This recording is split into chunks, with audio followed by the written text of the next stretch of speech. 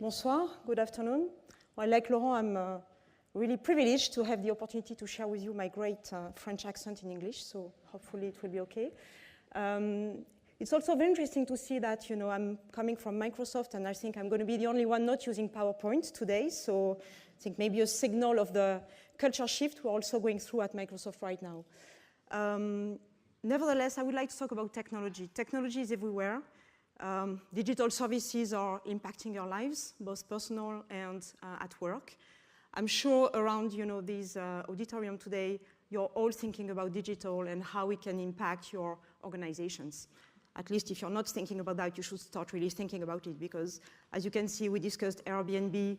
We're talking about many new players disrupting the industry, disrupting the landscape we are operating in, whatever the industry we are talking about. And basically, this digital transformation is really a core topic to all companies right now. So what does it mean? It means you have to transform, of course, the way you engage with your customers.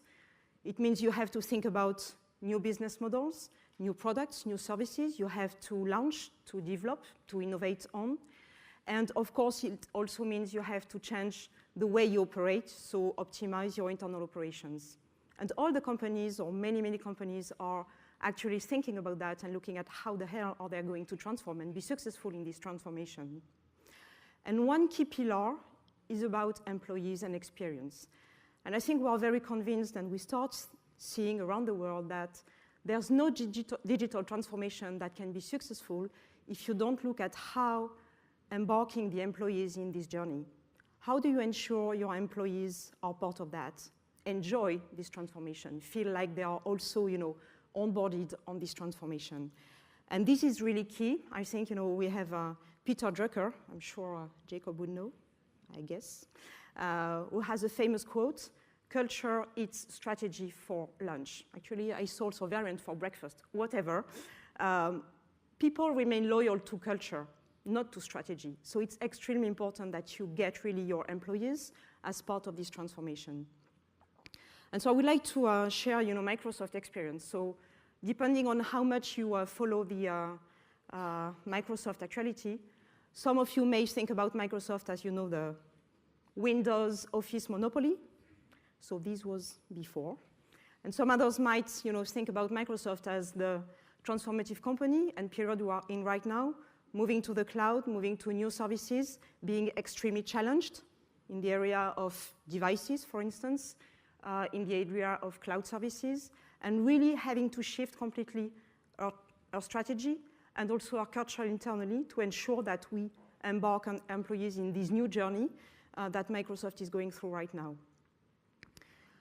And so this is, what we have done, and Satya Nadella, our new leader, I have to say, is extremely inspiring in this journey, and he's talking about growth mindset.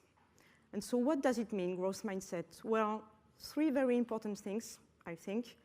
The first one is that everyone can grow and can develop. Second thing is that the potential people have is not predetermined. You can change yourself. And the third one is that a mindset can evolve. So don't take people, like fixed. Don't consider them as they are today. They can change, they can move, they can adapt. And so based on that, we are developing a culture right now at Microsoft where we are really focusing on, I would say, 4 key attributes from a culture and behavior standpoint, and which are actually very, very disruptive versus, the way we used to work and the way we used to operate at Microsoft. The first one is around always learning. Basically, we are really trying to, ensure people are moving from a kind of knower attitude where, the good guy, the great guy is the one who knows things, to a learner attitude where you have the appetite to learn, you have the curiosity to learn new things, to innovate, to try, and this is really important. The second one is around open to ideas. We are really right now, inviting all the employees to seek feedback. Say, hey, maybe you have an idea. I have this issue, I have this project with my customer, I have this project from an R&D standpoint, maybe I could do it differently, what do you think, and so on. So really inviting the employees to really open to the others, seek feedback as well on things we do well, things we don't do that well, really having this kind of very open mindset. Third thing, of course, is taking risks, and we've been talking about that, really encouraging people to try new things, to test, to learn, to fail fast. Because, of course, in an organization where we are very, very focused on results, it's always difficult, and I think that's maybe one area where we face a lot of challenges in getting also the managers to embark on that and to dare giving the room and the flexibility to their employees to try new things, to test new things, and potentially to fail on new things, but to learn from there and to grow from there. And the fourth one is around embracing challenge. We are also very, very focused right now on ensuring that the teams are not only looking at what we do well, not staying on their comfort zone. Wow, this is great, for sellers, I have done my quota, I can go to the beach, I can enjoy myself, and so on. No, go on a new challenge, try something new. Try something where you failed so far, a customer you cannot really engage on a new project with. Try hard, be resilient. And this type of capabilities, we are really working on them to shift the mindset of the employees, because we are really convinced that this is going to be key for us to ensure we transform and we succeed moving forward. And so those attributes and values, we are, I would say, focusing on 3 areas to really test, implement, and develop.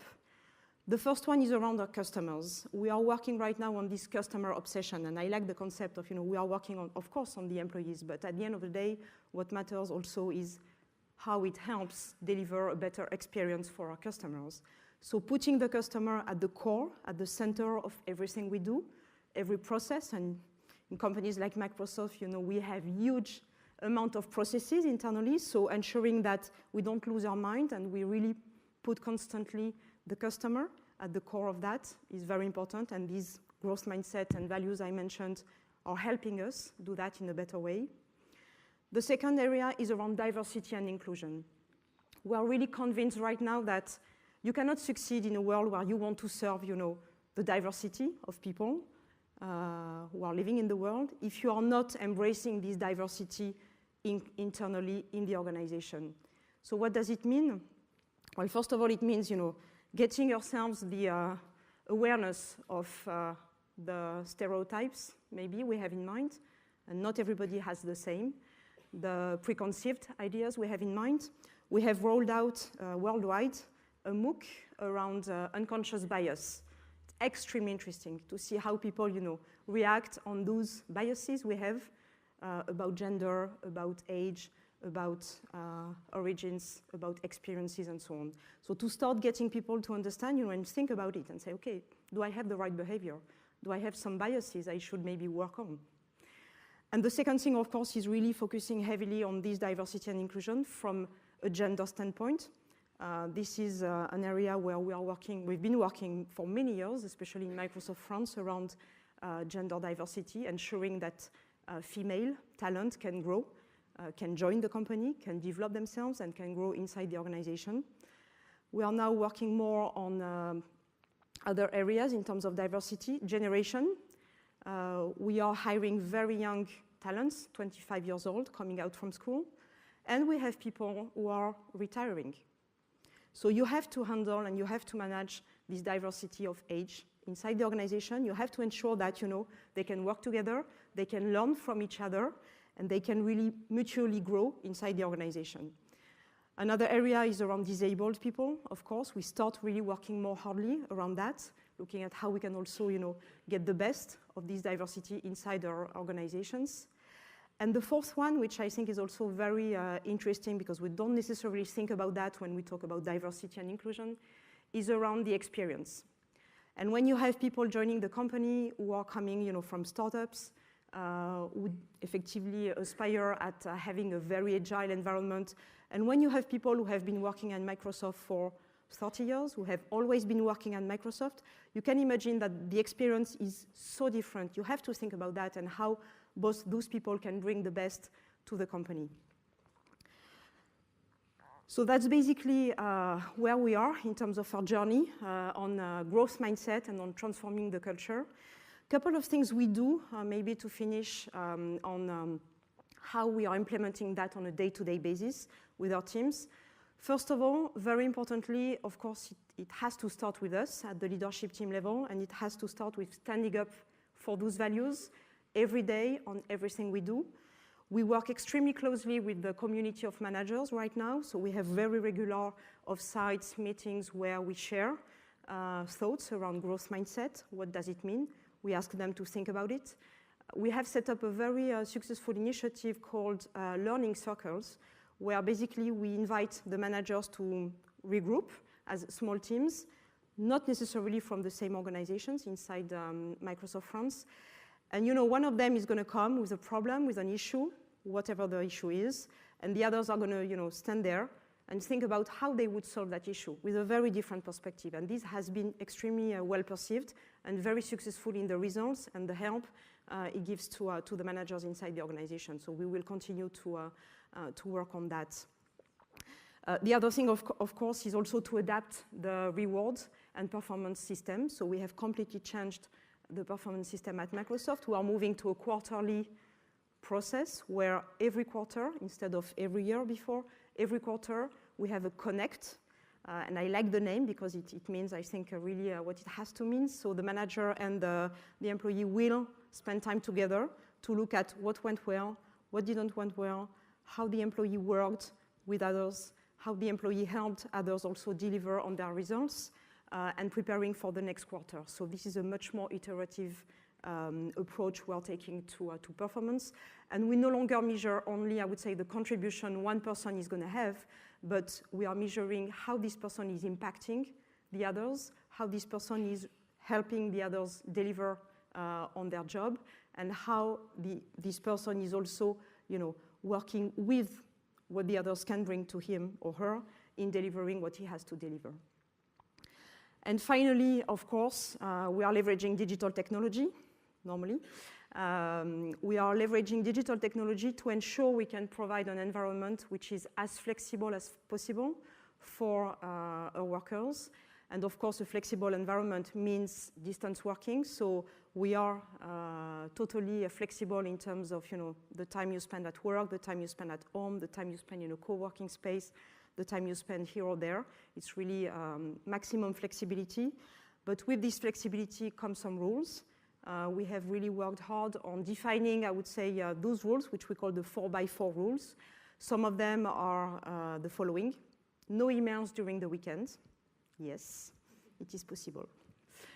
And sometimes people say, it's not possible. You're joking, you're kidding me. At Microsoft, you cannot not send email at the weekend. So of course, it's the 80-20 rule, but definitely we are extremely careful about that, ensuring that during the weekends there are no emails shared and exchanged between the teams. And no meetings before 9:30 and no meetings after 6:30. So this is also some rules we have defined because we believe it's important to ensure that with this flexible workplace, with this flexible environment, come also some space for work-life balance and to ensure that people effectively enjoy the best of their life, both at work and on their personal time. So those are some examples of things we are doing. There are many more, but I wanted to give you a flavor of this shift in culture, this growth mindset culture, which we are implementing right now at Microsoft to ensure that we can be successful in better serving our partners and customers. Thank you.